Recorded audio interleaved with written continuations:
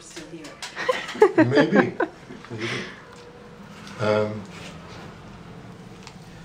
When you start learning anything, you start going to school, you go to kindergarten. And it's very nice in kindergarten to have a teacher who's very supportive, who isn't critical, who pats you on the head, who likes everything that you do, who's patient, who's loving and caring and nurturing. When you get a bit older,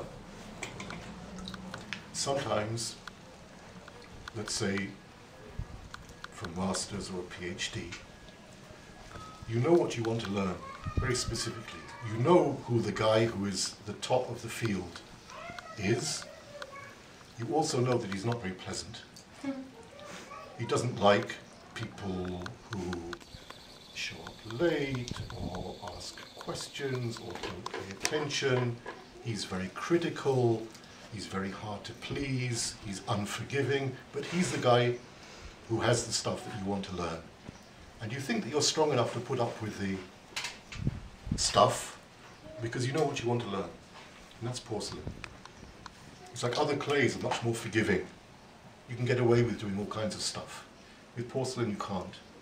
As soon as you stop paying attention, it lets you know. There's no correction with porcelain. You can't fix anything.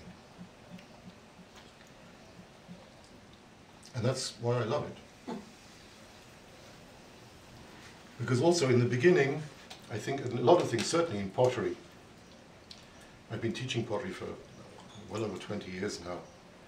When students start learning pottery, all they want to do is to get something in one piece off the wheel. All you want to do is to succeed. After a while, you learn about success. Success is very nice. But after a while, you realize that you don't really learn very much when you succeed. When you learn stuff is when you fail. And so you stop regarding failure as something negative. And when you've been doing it for a very long time, you start looking for opportunities to mess up. Because that's where you've found the boundary of your knowledge. And that's the only place where you can move forward. So you start looking for more and more difficult things to do. Difficult firings, difficult pieces, difficult clays, difficult glazes, difficult kilns, difficult opportunities.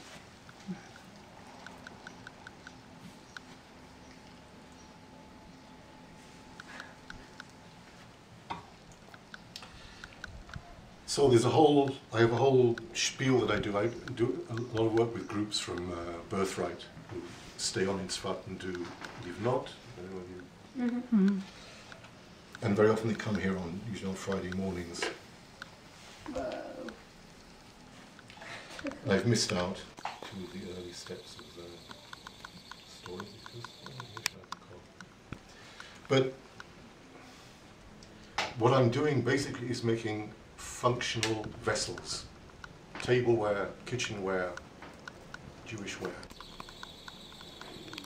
What makes something functional is the empty space in the middle. Which is also interesting because I would have thought what makes it functional is the clay. But in fact, here's the clay. It's not really functional. A paperweight, maybe a doorstop. It only becomes functional when you make an opening, when you make an empty space. I'm sure as a teacher that resonates.